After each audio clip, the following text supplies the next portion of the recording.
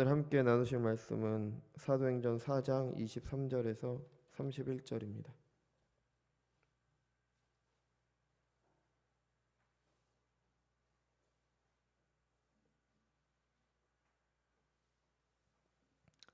사도행전 4장 23절에서 31절 제가 봉독해 드리겠습니다.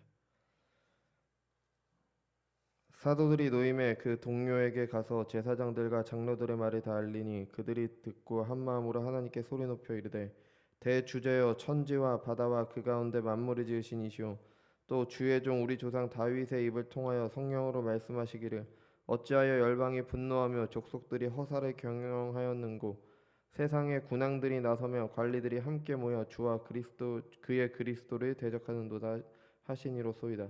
과연 헤롯과 본디오 빌라도는 이방인과 이스라엘 백성과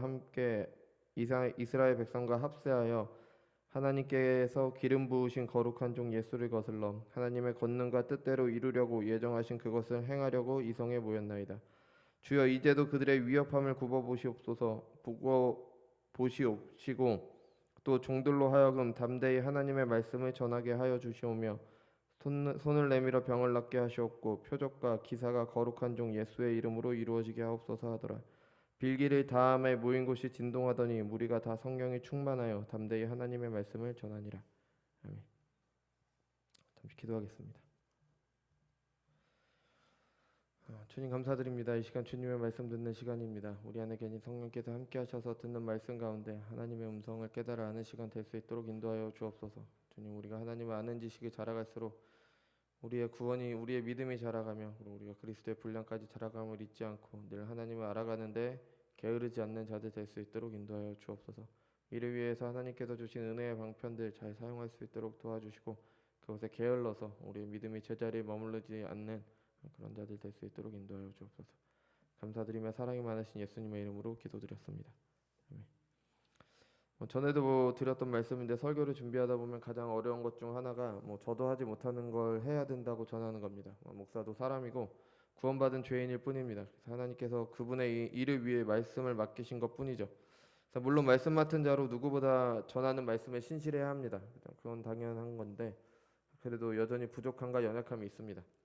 그렇게 연약하고 부족한 중에도 바른 말을 하려니까 어려운 거죠.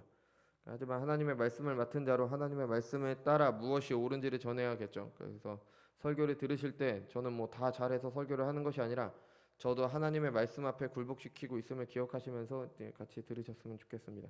그래서 너나 잘해라 이런 생각하시지 않겠지만 혹시라도 이런 마음이 드신다면 제가 저 잘났다고 전하는 게 아니라 하나님께서 맡기신 말씀이기 때문에 전하는 것을 잊지 마시고 저의 연약함 때문에 말씀을 저버리지 마셨으면 합니다.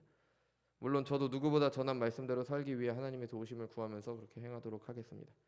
제가 이런 말씀을 드릴 수밖에 없는 이유는 사도행전은 계속해서 우리에게 참된 교회가 어떤 곳인지, 참된 기독교가 어떤 것인지, 참된 신자가 어떤 사람들인지에 대해서 이야기를 해주고 있기 때문입니다. 그래서 거짓 기독교, 거짓 교회 안에 있는 위선자들, 이런 사람들이 어떤지에 대해서 말씀드려야 되기 때문에 제가 이 말씀을 드리는 겁니다. 오늘 본문을 통해서도 우리는 참된 기독교, 참된 교회, 참된 신자들의 모습을 보게 됩니다. 특히 위기의 순간에 무엇을 하는가, 그리고 그것을 하는 이유와 근거가 무엇인가, 그 믿음이 어디에서 오는 것인가, 이런 내용이 바로 본문에 나옵니다. 그래서 우리는 함께 살피면서 우리의 신앙을 돌아보고 우리의 연약함과 부족함을 나누도록 하겠습니다. 좌우의 날성검과 같은 하나님의 말씀이 살아있고 활력 있는 그 말씀이 여러분의 혼과 영과 및 관절과 골수를 찔러서 쪼개서 여러분의 연약함을 드러내길 바랍니다. 그래서 여러분의 죄를 바라보고 하나님의 은혜의 깊이를 더욱 깊이 알게 되고 그래서 그 은혜를 찬양하게 되는 시간이 되길 바랍니다. 이것이 하나님께서 여러분을 위한 말씀 맡은 자로 저를 세우신 이유입니다. 성령께서 함께 하셔서 이런 은혜가 이 시간 우리 가운데 허락되길 바랍니다. 베드로와 요한이 공회에서 풀려났습니다. 위험은 받았지만 아무 탈이 없이 풀려났습니다. 그리고 그들의 동료들, 교회겠죠. 교회 공동체로 이제 돌아갔습니다. 23절에서 말하는 것처럼 그들을 가뒀던 성전 지도자들이 그들에게 한 말을 모두 다 전했습니다. 예수의 이름으로 말하지도 말고 그의 이름을 가르치지도 말고 전하지도 말라 이런 위협이었겠죠. 그걸 다 전했습니다. 그러니까 이 당시에 성전 지도자들과 척을 지는 것은 교회의 엄청난 위기입니다. 왜냐하면 성전 지도자들의 그 권한이 굉장히 강했잖아요. 그들의 모든 삶에 주관하는 권위가 바로 성전 지도자들입니다. 그죠? 그러니까 그들과 척을 지는 것은 굉장한 위기가 되는 거죠. 이런 위기 앞에 교회는 무엇을 했습니까? 기도를 했죠. 어떻게 보면 너무 뻔한 말입니다. 신자들이 위기의 순간에 기도하는 것은 너무 당연한 일이죠. 저도 다른 때는 하지 않더라도 위기의 순간에는 하나님을 찾게 됩니다. 아마 여러분들도 그러실 겁니다. 평소에도 기도 잘 하시겠지만 특히 위기의 순간 그때는 하나님께 기도를 하게 됩니다. 이거는 신자들만이 아니라 모든 사람들이 마찬가지죠. 위기의 순간에 신적인 존재를 찾게 됩니다. 나보다 능력 있는 누군가를 찾게 되죠. 그래서 이런 기도가 기독교에만 있는 게 아닙니다. 그러니까 기도라는 말이 기독교에만 있지 않아요. 모든 종교와 나아가서 모든 사람은 기도를 합니다. 하다못해 정한 수를 떠놓고 이렇게 비는 것도 그것도 기도라고 이야기를 하죠. 그래서 위기의 순간 나보다 능력 있는 누군가를 찾는 것, 그 모든 게 바로 기도가 되는 겁니다. 그런데 본문 속의 베드로와 요한 그의 동료들의 기도는 믿지 않는 사람들의 기도와 아주 다릅니다. 위기가 찾아온다, 누가 나를 위협한다. 그런 사람들은 어떤 기도를 해야 됩니까? 나를 위협하는 사람을 망하게 해주세요. 이 위협에서 내가 벗어날 수 있게 해주세요. 기적적으로 모든 위협이 다 사라질 수 있도록 해주세요. 이게 일반적인 기도입니다. 시편의 많은 내용들이 그런 내용이기도 하죠. 우리도 다 이런 기도, 저도 이런 기도합니다. 고난이 다가올 때 그 고난으로부터 건져달라는 기도 얼마든지 할 수 있습니다. 그 기도가 잘못된 것도 아니죠. 왜냐하면 하나님을 신뢰함으로 하는 기도이기 때문에 얼마든지 할 수 있습니다. 하지만 성숙한 신자의 기도는 아닙니다. 29절에서 이 신자들의 기도가 결론이 나오죠. 종들로 하여금 담대히 하나님의 말씀을 전하게 하여 주시오며. 아멘. 그러니까 위기의 앞에 기도의 내용이 다릅니다. 위기에서 벗어날 수 있도록 해달라는 기도가 아닙니다. 그 위기 가운데서 하나님의 뜻을 이루도록 해달라는 기도를 하는 겁니다. 여러분, 신자들이 사는 이유는 하나님을 영화롭게 하고 영원토록 그분을 즐거워하기 위함입니다. 이게 그냥 말로 끝나는 게 아니라 실제 우리의 삶에서 그렇게 해야 되는 거예요. 하나님을 영화롭게 하고 영원토록 그분을 즐거워하는 삶을 사는 게 우리의 삶의 이유와 목적입니다. 우리 그런 사람들이 모인 곳이 바로 교회예요. 그러니까 하나님께 영광 돌리지 않는 교회, 그렇지 않은 신자는 있을 필요가 없는 겁니다. 그릇을 만들었는데 우리는 그릇을 뭘 담기 위해서 만들잖아요. 근데 그 그릇에 뭘 담을 수 없다. 그러면 그 그릇이 필요가 없겠죠. 아름다움을 관찰하는 그런 그릇도 있겠지만 그런 그릇들이 꼭 필요한 건 아니잖아요. 그죠? 그릇이 필요한 이유는 뭘 담아야 되는 겁니다. 근데 뭘 담지 못하는 그릇은 있을 필요가 없는 거예요. 그러니까 신자와 교회도 마찬가지입니다.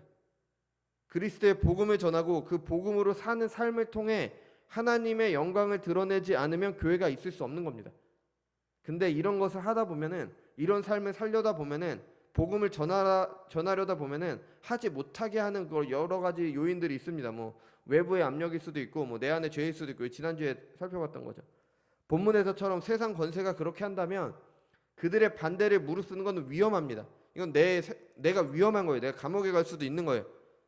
그런데 기도의 내용이 그런 위기 때문에 물러서지 않고 담대히 하나님께서 맡기신 삶을 살도록 해달라는 게 기도의 내용인 겁니다. 물론 국가 권위에 순종해야 돼요. 우리는 우리 위에 세우신 하나님의 권위에 순종해야 됩니다. 하지만 거역할 때가 있죠. 하나님의 뜻을 이루기 위해 사는데, 하나님의 영광을 돌리기 위한 삶을 사는데, 하나님의 나라를 위한 삶을 사는데, 그 영광을 위해서 사는데 그것과 반대되는 말을 한다. 그때는 저항할 수 있는 겁니다. 이 사람들이 그렇게 저항을 하고 있는 거죠. 담대히 전할 수 있도록 해주세요. 근데 우리가 이런 사람들을 볼 때 주의해야 될 것은 뭐냐? 이 위인 전기처럼 봐서는 안 된다는 겁니다. 성경은 위인 전기가 아니에요. 우리보다 훌륭한 사람들이 이렇게 살았으니까 우리도 그 사람들을 본받자, 그런 내용이 성경이 아닙니다. 참된 신자의 모습이 어떠해야 되는지 하나님께서 우리에게 알려주신 겁니다. 하나님께 영광 돌리는 삶을 사는 사람들이 어떤 삶을 살아야 되냐? 그러니까 이 사람들의 기도가 우리의 기도여야 되고요. 하나님께 영광 돌리는 삶을 사는 이 삶이 우리의 삶이어야 되는 거예요. 특별한 사람들만 그런 삶을 사는 것도 아니고요. 전에도 말씀드렸듯이 영적 그리스도인, 육적 그리스도인이 있어서 육적 그리스도인은 좀 하나님께 덜 순종해도 되는 그런 게 아닙니다. 예수님의 제자가 아닌 사람들은 그리스도인이 아닙니다. 우리의 기도가 이와 같아야 되고 우리의 삶이 이와 같아야 됩니다. 그러니까 이 사람들을 보면서 와, 저 사람들 대단하다, 존경스럽다 이러고 끝날 게 아니라 우리의 신앙을 돌아보는 겁니다. 나의 믿음을 돌아보고 나의 기도를 돌아보고 내가 정말 하나님을 믿고 있는지, 내가 정말 예수님을 믿고 있는지, 내가 정말 하나님의 뜻대로 살려는 마음이나 가지고 있는지 돌아보는 겁니다. 참된 신자와 내가 얼마나 다른지. 저 사람들도 나와 똑같이 구원받은 죄인들인데 저들의 믿음은 저렇게 자랐는데 왜 나의 믿음은 아직도 이 정도일까? 나의 연약함을 보고 하나님의 긍휼하심을 더 구하기 위해서 이 계시를 우리에게 주신 겁니다. 이들이 이렇게 기도할 수 있었던 이유는 이 본문에 나오죠. 이 사람들은 하나님을 아는 사람이었기 때문입니다. 이거는 갈라디아서 말씀인데요. 그러나 너희가 그때에는 하나님을 알지 못하여 본질상 하나님이 아닌 자들의 종노릇하였더니. 아멘. 하나님을 알지 못하는 사람들은 하나님이 아닌 다른 것의 종노릇을 합니다. 사탄의 종노릇합니다. 자신이 얼마나 어리석은지도 모른 채 사탄의 종노릇을 하는 겁니다. 우리가 지난주에 다니엘 3장 봤잖아요. 금신상 있었죠. 그때 큰 악기 소리가 나면은 사람들이 모두 다 함께 그 금신상에 절을 했잖아요. 왜냐하면 안 하면 죽인다니까. 두려워서 그걸 해야 되겠죠. 이게 얼마나 어리석은 모습입니까? 그냥 소리가 나면 기계적으로 절을 하는 거예요. 나는 절하고 싶지 않은데 그 금신상이 뭔지도 모르는데 그냥 절하라니까 절하라는 거예요. 그렇지 않으면 죽는다고 하니까. 불에 타 죽을까봐 아무 소리도 못하고 왕이 만든 신상에 정해진 시간만 되면 기계처럼 절을 합니다. 이거는 사람의 모습이 아닌 거예요.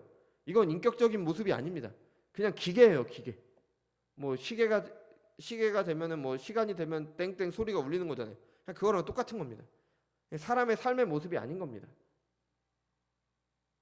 아무 생각 없이 그냥 시키는 대로 하는 그런 존재인 거죠. 로봇이죠. 이런 어리석음이 하나님을 알지 못하는 사람들이 하고 있는 겁니다. 뭐 사탄의 종노릇을 하는 거죠. 아무 생각 없이 그것이 옳은지 그른지 생각하지 않고 그냥 다른 사람들이 다 하니까, 그거 안 하면 죽을 것 같으니까, 뭐 당장 돈이 되니까, 그렇게 하면 살 수 있으니까 그냥 하는 겁니다. 이게 사탄의 종노릇 하는 거예요. 사탄의 종노릇 한다는 것이 뭐 끔찍한 범죄를 저지르거나 타락해서 방탕한 삶을 사는 그런 것만 말하지 않습니다. 범죄를 저지르지 않더라도 인간들이 만들어 놓은 것을 숭배하는 게 사탄의 종로를 타는 겁니다. 1계명 어기는 거잖아요. 나 외에 다른 신을 섬기지 말라. 우상 숭배죠. 그러니까 하나님 앞에 이것보다 무거운 죄는 없습니다. 그럼 세상 것 다 포기하고 교회만 매달려 사는 거냐? 뭐 당연히 아니죠. 여러 번 말씀드렸잖아요. 세상 일 열심히 해야 됩니다. 하나님의 영광을 이루기 위해 열심히 하는 겁니다. 교회를 통해 하나님 나라를 이루어 가기 위해 열심히 하는 겁니다. 무엇보다도 그것들로 내가 살 수 있다고 착각해서는 안 됩니다. 그거 안 하면 내가 죽는다라고 착각해서는 안 되는 거예요. 하나님이 우리를 살리시는 겁니다. 하나님이 우리를 살 수 있도록 해주시는 거예요. 하나님을 의지한다고 하면서 실제로는 세상에서 의지할 것들 만들기 위해서 하나님을 이용해서 안 되는 거예요. 세상에서 의지되는 것들 있죠. 뭐 돈, 학벌, 명예, 인맥 뭐 여러 가지 것들이 있습니다. 그런 의지할 수 있는 것들을 튼튼히 하기 위해서 하나님을 신뢰하는 건 우상숭배인 겁니다. 하나님을 의지하는 겁니다. 하나님을. 다른 것들이 아니라 하나님을. 본문 속의 공동체는 이걸 알았습니다. 하나님을 대주제라고 이해한 거예요. 대주제. 이것만큼 하나님을 잘 표현하는 말도 없습니다. 하나님은 모든 권세를 가지신 주인이십니다. 가장 높은 권세, 온 세상의 주인, 모든 것을 그의 뜻대로 이루어 가시는 분입니다. 그 하나님을 제대로 알았으니까 이런 기도를 하는 거예요. 우리가 담대히 하나님을 전할 수 있게 해주세요. 우리가 담대히 하나님의 뜻대로 살 수 있도록 해주세요. 사람들은 이거 안 하면 우리 보고 죽는다고 하는데, 이거 안 하면 우리 보고 어리석다고 하는데, 이거 안 하고 하나님의 뜻대로 살면 우리 보고 바보라고 하는데, 천지의 주인은 하나님이십니다. 그러니까 우리가 그런 가운데서도 담대히 하나님의 뜻대로 살게 해주세요. 이게 성숙한 신자들의 기도인 겁니다. 이게 바로 본문에 나오는 그 사람들의 기도인 거고요. 우리가 믿는 하나님은 역사 속에서 그냥 죽어있는 하나님이 아닙니다.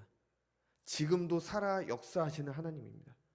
어떤 막연한 뭐 그런 하늘과 같은 그런 존재가 아니라 우리가 지금 말하는 기도를 직접 들으시고 응답하시는 인격적인 그런 인격체십니다. 구약에 보면은 하나님께서 그의 선지자들과 직접 대화하시는 장면이 나오잖아요. 그렇게 우리의 기도를 들으시고 우리에게 응답하시는 분이 바로 하나님이에요. 물론 지금 뭐 하나님의 음성이 들린다는 게 아니라 우리의 기도를 인격적으로 들으신다는 그런 의미입니다. 그런 하나님께 기도하는 겁니다. 그런 하나님께. 그러니까 막연하게 그냥 하는 게 아니라 하나님이 누구신지를 알고 명확히 하나님을 아는 상태에서 그냥 기도하는 거예요. 그 하나님께 기도하기 때문에, 그런 분이시기 때문에 이 사람들은 이런 기도를 할 수 있는 겁니다. 그럼 우리가 이런 하나님 어떻게 할 수 있을까요? 하나님께서 창조하신 세상을 통해 알 수 있습니다. 이번 분기 지난 분기였죠. 9월 달까지 추천 도서였던 오직 하나님의 영광이라는 책을 보면 하나님의 영광에 대해서 이렇게 말합니다. 하나님의 영광은 하나님 안에 충만한 하나님의 속성이며 하나님께서 그가 창조하신 것들에 그의 영광을 나타냈다. 하나님의 영광이라는 것은 우리가 뭘 해서 하나님께 더해 드릴 수 있는 게 아니라 이미 하나님께서는 완전히 영광스러우십니다. 하나님은 이미 완전하세요. 완전한 영광 가운데 계십니다. 그리고 그 영광을 하나님께서 창조하신 세상 속에 피조물 가운데 나타내셨습니다. 창조로부터 그의 보이지 아니하는 것들 곧 그의 영원하신 능력과 신성이 그가 만드신 만물에 분명히 보여 알리졌나니 그러므로 그들이 핑계하지 못할지니라. 아멘. 타락한 인간은 하나님께서 창조하신 세상, 그의 영광을 나타내신 세상을 보면서 하나님을 찾기보다는 그것으로 죄를 짓습니다. 예를 들면 자연 법칙은 하나님께서 만드신 세상을 움직이는 방식이죠. 놀랍도록 정교합니다.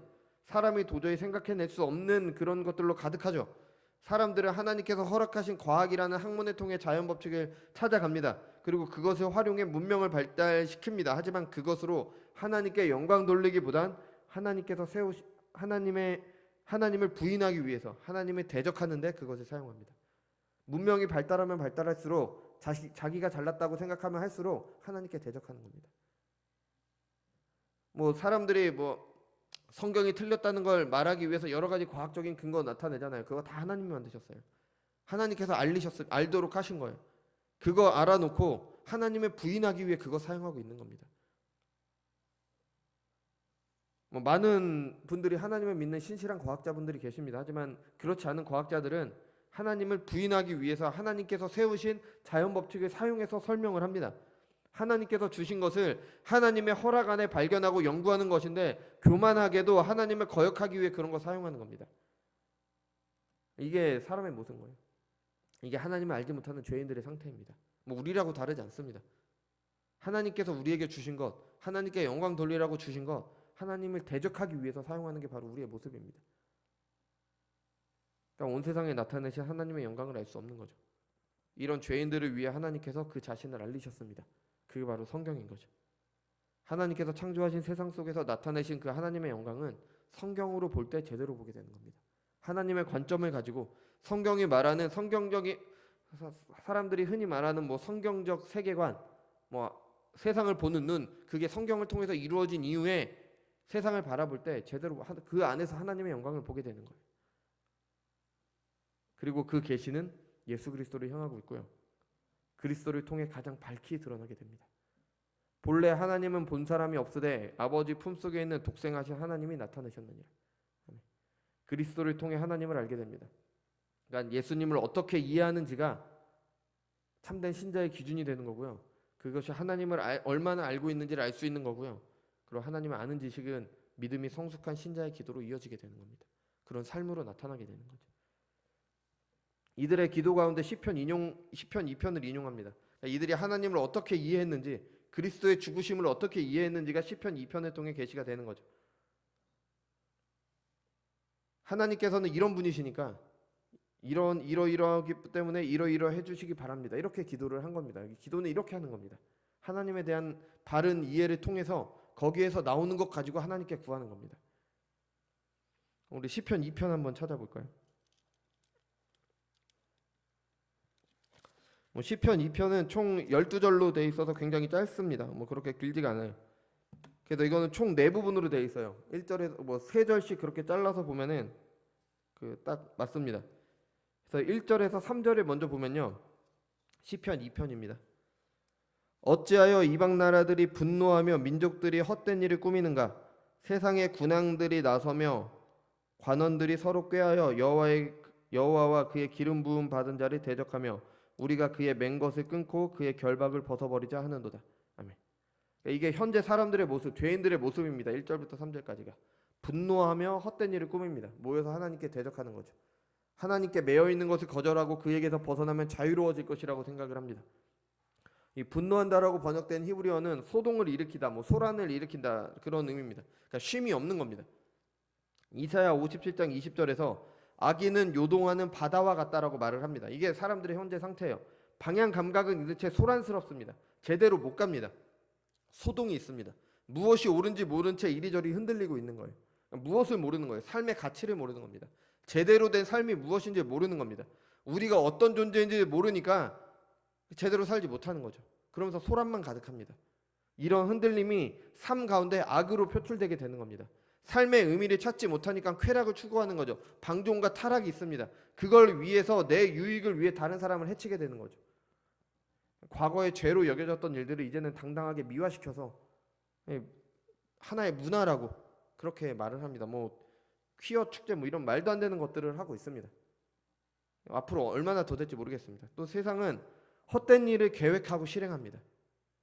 자기들이 사는 세상, 자기들 스스로 사는 세상을 좋게 만들려고 하는 계획합니다. 이건 헛된 일입니다. 하나님이 그 가운데 계시지 않기 때문에. 개인도 마찬가지예요. 우리는 누구나 자기 삶을 위한 나름의 계획을 짭니다. 그런 계획을 안 하는 사람보다는 낫겠죠. 그죠? 안 하고 그냥 사는 것보다 낫지만 그 안에 하나님이 없다면 똑같습니다. 헛됩니다. 아무 의미 없습니다. 온통 내가 어떻게 될까? 내가 좀 괜찮은 사람이 되고 이런 계획밖에 없다면, 하나님의 영광을 위해 사는 삶은 안중에도 없다면, 하나님께 순종하는 삶은 안중에도 없다면 아무리 훌륭한 계획도 헛된 일입니다. 좀 어릴 때부터 대통령이 되기 위해 꿈을 세우고 노력한 한 정치가가 있었습니다. 과거에 있었죠. 대통령이 되셨습니다. 근데 그게 무슨 의미가 있습니까? 5년이 지나면 끝이에요. 그게 무슨 상관이에요, 도대체? 지금 와서 그게 무슨 상관이 있습니까? 하나님과 떨어져 있는 삶은 그 어떤 것이라도 허무합니다. 헛된 일이에요. 비어 있습니다. 아무것도 없습니다. 온 인류 가운데 가장 지혜로웠던 솔로몬이 한 고백이잖아요. 전도서 그런 내용이잖아요. 헛되고 헛되도다, 모든 것이 헛되도다. 상황이 이런데도 사람들은 자신감에 가득 차 있습니다. 내가 다 할 수 있는 것처럼, 하나님이 없는 게 내게 더 좋은 것처럼 착각합니다. 그러면서 허무하고 죄의 길만 가는 거죠. 이것이 하나님을 거절하는 사람들의 모습입니다. 2절에 보면은 세상 군왕들이 나서며라고 이야기를 해요. 누가 시킨 게 아니라 스스로 나서서 하나님께 거역합니다. 나태하고 게으른 게 아니라, 그게 문제가 아니라 너무 부지런하게 하나님을 거역하는 게 문제인 겁니다. 아담과 하와는 하나님께서 하라고 하신 것을 하지 않고 가만히 있었던 게 아니라요, 하지 말라고, 선악과 먹지 말라고 하셨으면 그거 그냥 가만히 있었으면 돼요. 안 먹었으면 됩니다. 근데 스스로 나서서 그걸 따먹은 겁니다. 이게 사람의 죄인 겁니다. 스스로 하나님께 나서서 부지런히 하나님을 거역합니다. 사람들이 왜 이런 짓을 합니까? 하나님이 없어야 내가 행복하다고 생각하니까. 선악과를 먹으면 내가 하나님과 같아져서 하나님처럼 할 수 있다라고 생각을 하니까. 하나님의 법이 사라지면, 내가 내 마음대로 살면 내가 행복하게 살 수 있을 걸로 착각을 하니까. 그런데 하나님의 법은요, 사람들의 유익을 위한 겁니다. 이 세상에 법이 없어져 보세요. 온통 난리가 나겠죠. 뭐 눈먼 자들의 도시라는 그런 소설책이 있습니다. 갑자기 사람들의 눈이 다 멀어버리는 그런 질병이 도는 거예요. 그러니까 법이나 그런 게 다 무너져 버리죠. 그럼 법 없는 사회니까 사람들이 알아서 척척척척 이루어 가야 되잖아요. 아닙니다. 온통 난리가 납니다. 저는 그 소설 속에 만약에 실제로 눈먼 그런 질병이 돈다면 그 소설 속의 일이 일어날 거라고 생각을 합니다. 이 세상에 법이 없어져 보세요. 질서가 어디 있습니까? 온통 힘센 사람이 최고가 되는 거죠. 법이 있으니까 그나마 사회가 유지가 되는 겁니다. 하나님의 율법은 그 이상입니다. 사람들이 질서 있게 살도록 주신 것을 넘어서 신자들이 하나님 안에서 참된 쉼을 누리도록 주신 게 바로 하나님의 율법입니다. 하나님께 함께하는 삶을 위해서 주셨어요. 율법을 주신 게 시내산에서 하나님과 언약을 맺으면서 주셨잖아요. 성막은 하나님께서 거하신다는 상징적인 장소입니다. 그럼 그 성막과 함께하기 위해서 하나님께서 율법을 주신 거예요. 그럼 그걸 통해서 하나님과 함께하는 삶을 위해서. 우리 하나님 안에서 늘 안식이 있다라고 고백하잖아요. 하나님과 함께하기 위해서 우리는 뭐 하면 됩니까? 율법 지키면 되는 겁니다. 근데 그거를 구약의 이스라엘은 하지 못했죠. 근데 하나님께서 우리를 거듭나게 하셨습니다. 우리에게 새 마음을 주셨기 때문에 우리는 하나님의 뜻대로 율법을 지키면서 살 수가 있는 겁니다. 근데 사람들은 뭐 법 뭐 이런 거 하면 학을 떼죠. 어떻게 해서든 벗어나려고만 합니다. 왜냐하면 죄인들은 이런 하나님의 법과 원수가 되기 때문에. 정반대로 하면서 그것이 자신을 행복하게 할 수 있다고 착각을 합니다. 스스로 행복할 수 있다. 하나님에게서 벗어나면 자유로울 수 있다. 부모에게 공경하라는 그런 계명이 있습니다. 부모 공경하지 않으면 나는 내 맘대로 행복하게 살 것 같은데 살아보십시오. 어떻게 되는지. 하나님 외에 다른 신을 섬기지 말라. 하나님 외에 다른 신 섬겨 보십시오. 어떻게 되는지. 4절에서 6절이 이에 대한 하나님의 반응입니다. 하늘에 계신 이가 웃으시며 주께서 그들을 비웃으시리로다. 그때 분을 바라며 진노하사 그들을 놀라게 하여 이르시기를 내가 나의 왕을 내 거룩한 산 시온에 세웠다 하시리로다. 아멘. 하나님께서 비웃으십니다. 그렇게 온갖 시도를 하는 사람들을, 내 맘대로 살려고 내가 살면 더 좋다 하나님을 대적하는 사람들을 하나님께서 비웃으십니다. 우리가 누구입니까? 그 훌륭한 21세기 사람들 아닙니까? 우리는 아주 위대한 지식을 가지고 있는 사람들입니다. 하나님을 실험대 위에 분석 대상으로 전락시키는 사람들이라 위대한 인간이요. 이런 사람들이 이런 식으로 하나님을 대적합니다. 근데 하나님은 이들을 비웃으십니다. 사람들이 가진 지식도 놀랐습니다. 아주 굉장히 많이 발달을 했죠. 우주를 관찰할 뿐만 아니라 이제는 우주 여행도 가능하다고 합니다. 뭐 다녀온 사람도 있다고 합니다. 그러니까 우주선을 타고 우주에 나가서 관광을 하는 겁니다. 이거 얼마나 놀라운 일입니까? 그죠? 근데 그 우주를 창조하신 분이 누구십니까? 하나님이십니다. 이제 우리는 고작 아무리 많이 발전했다 그래서 우주에 한번 갔다 오는 그거 갖고 막 대단하다고 하는데 이 온 우주를 창조하신 분이 누구십니까? 하나님이십니다. 뭐 우주는 도저히 알 수 없는 신비로 가득 차 있다고 하면서 그 신비를 밝히면, 작은 부분이라도 밝히면 대단하다고 하죠. 온 우주와 그 모든 신비를 만드신 분이 누구십니까? 하나님이십니다. 하나님을 거역하는 사람들의 모든 시도를 하나님께서 비웃으십니다. 해보라는 거죠. 되나 안 되나? 당연히 될 리가 없습니다. 여기 7절에서 9절에 보면요, 심판의 내용이 나옵니다. 하나님의 심판이 그들에게 있을 뿐입니다. 그리고 이 시편 내용을 예수님을 통해 아주 분명하게 이루어졌습니다. 예수님을 죽이기 위해 당대 모든 지도자들이 힘을 합쳤습니다. 헤롯, 빌라도뿐 아니라 뭐 바리새인, 사두개인들, 대사장들, 서기관들 모두 다 힘을 합쳤습니다. 그뿐 아니죠. 모든 백성들이 힘을 합쳤습니다. 이방인들도 함께 힘을 합쳤습니다. 모든 사람들이 예수를 죽이라고 소리 질렀습니다. 하나님께서는 이 세상을 사랑하셔서 구원하시기 위해 그 아들을 보내셨지만 사람들은 그 구원자를 대적함으로 하나님께 대적했습니다. 하나님께서 기름 부으신 자 메시아 그리스도를 대적함으로 하나님께 대적했습니다. 죽을 수밖에 없는 죄인들을 살리기 위해 보낸 구원자를 죽였습니다. 제가 사랑하는 구절 중에 하나가 바로 이겁니다. 우리가 아직 연약할 때 기약대로 그리스도께서 경건하지 않은 자를 위하여 죽으셨도다. 의인을 위하여 죽는 자가 쉽지 않고 선인을 위하여 용감히 죽는 자가 혹 있거니와 우리가 아직 죄인 되었을 때 그리스도께서 우리를 위하여 죽으심으로 하나님께서 우리에 대한 자기의 사랑을 확증하셨느니라. 아멘. 우리가 아직 죄인 되었을 때, 하나님을 모를 때 하나님께서는 우리를 사랑하셔서 그 아들을 보내셨습니다. 사람들은 함께 모여서 이런 주님께 대항하고 조롱하고 비방했습니다. 거들떠보지도 않았죠. 뭐 못된 소장농 비유 아시죠? 그게 아주 적절합니다. 뭐 하나님께서 마지막에 아들을 보내셨지만 그 아들을 죽여서 우리가 다 차지하자고 했던 그 소장농들 있잖아요. 비유 속에 나오는. 하나님께서 그 예수를 보내셨지만 예수를 죽이면, 하나님의 아들을 죽이면 자신들이 다 차지할 수 있을 것 줄 알고 내가 내 맘대로 이 세상을 살아갈 수 있을 줄 착각하면서 그 예수를 죽였습니다. 하지만 그렇게 된 것은 다 헛된 일이죠. 하나님의 권능과 뜻대로 이루려 예정하신 그것을 행하려고 이 성에 모였나이다. 그들이 그렇게 한 거는 하나님의 뜻을 이루는 것뿐이었습니다. 하나님께서는 그들의 거역으로 하나님의 권능과 뜻을 이루셨습니다. 하나님의 놀라운 섭리 아래 그들의 거역은 하나님의 뜻을 이루는 데 사용되었습니다. 그러니까 이런 하나님께 거역한다는 것이 하나님께서 보시기에 얼마나 가스로운 일이겠습니까? 하나님께서 비웃는 겁니다. 이런 하나님을 알았기 때문에 베드로와 요한 그리고 그의 동료들은 담대히 주님을 전할 수 있도록 기도했던 겁니다. 주님의 죽으심, 우리 예수님께서 죽으심에 대해서 완전히 이해했기 때문에 그의 죽으심은 악인들의 계획이 성공한 게 아니라 하나님께서 그들의 거역을 통해 하나님의 뜻을 이루신 것임을 확신했기 때문에 대주제이신 하나님을 신뢰하면서 담대하게 기도할 수 있었던 겁니다. 스스로를 하나님의 종이라고 부르고 있어요. 내가 사탄의 종이 아니라 이제는 하나님의 종입니다. 내가 내 맘대로 사는 게 아니라 내가 하나님의 종으로 살겠습니다. 하나님의 종으로 그가 맡기신 일을 담대하게 할 수 있도록 기도했습니다. 여러분, 우리의 기도는 어떻습니까?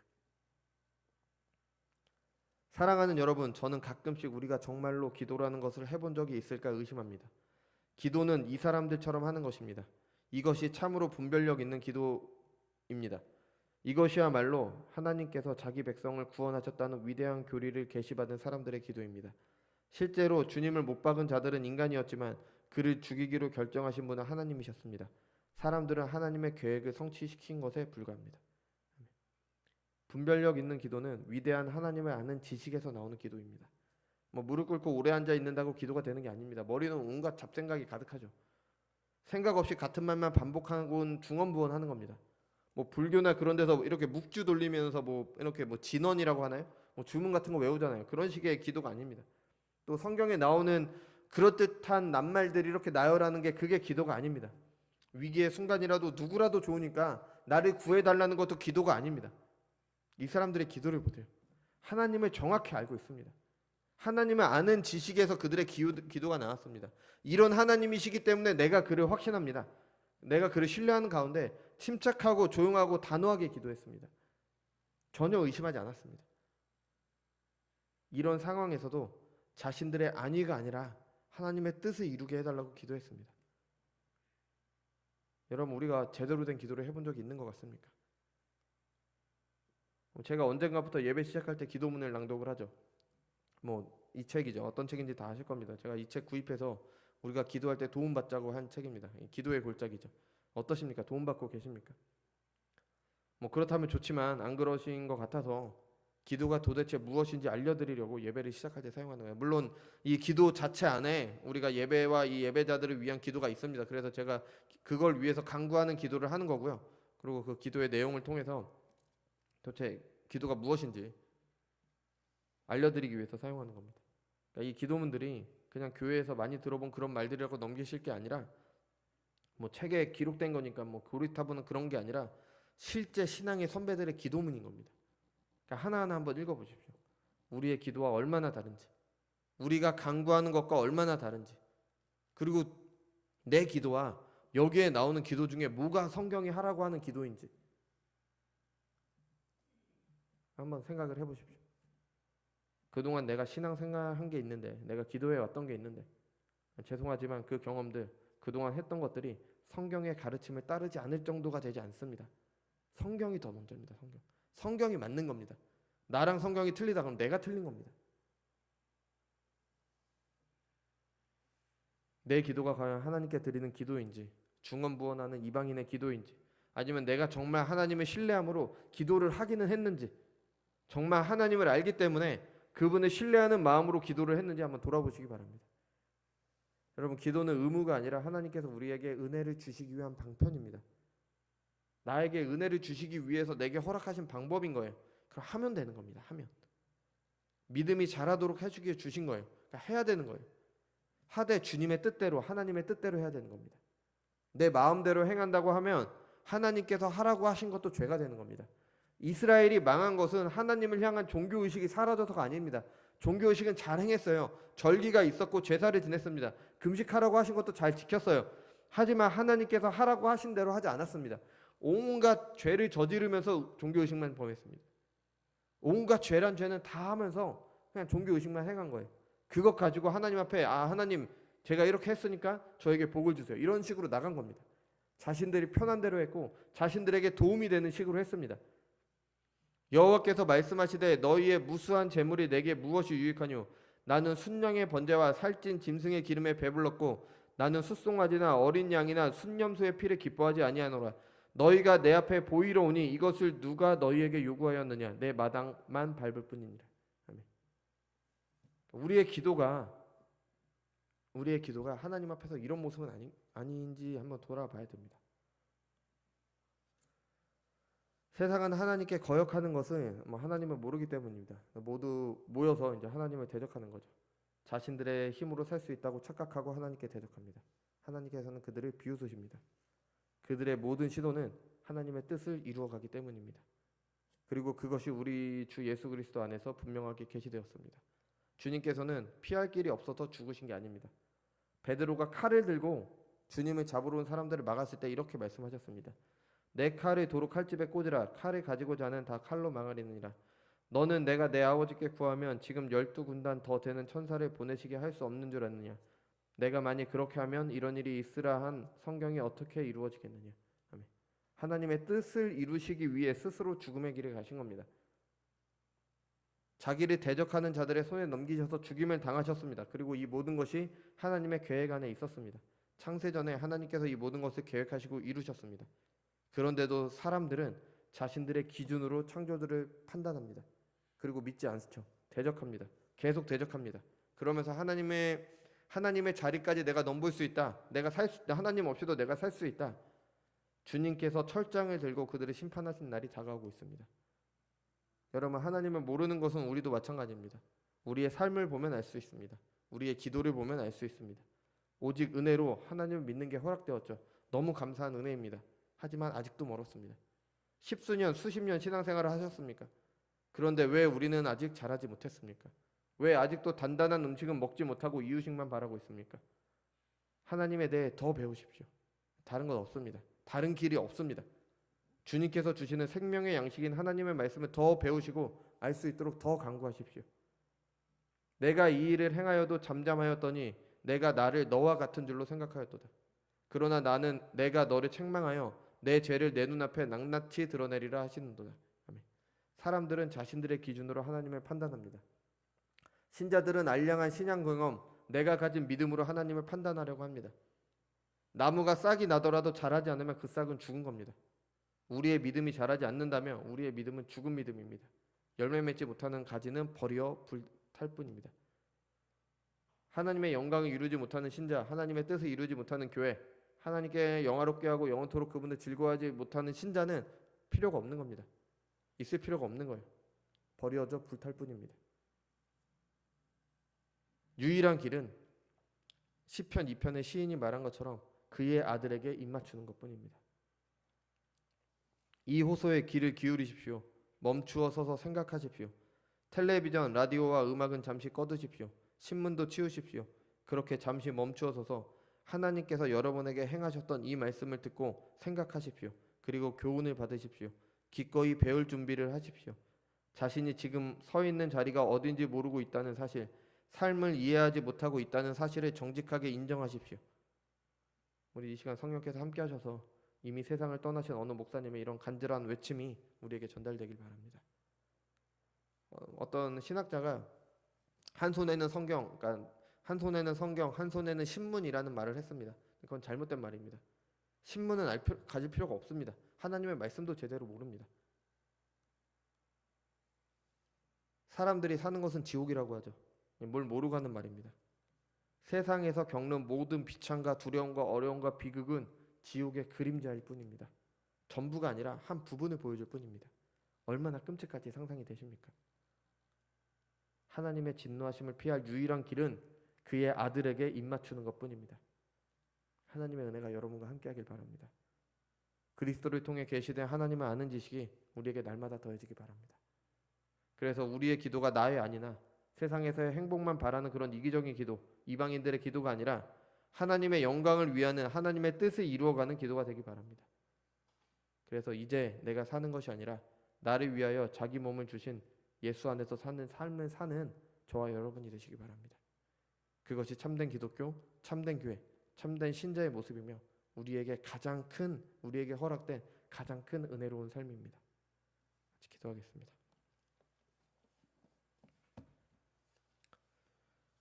주님 감사드립니다. 오늘은 베드로와 요한이 풀려났을 때 찾아간 공동체의 기도를 통해서 참된 신자의 모습, 참된 기독교의 모습이 어떠해야 되는지를 같이 살폈습니다.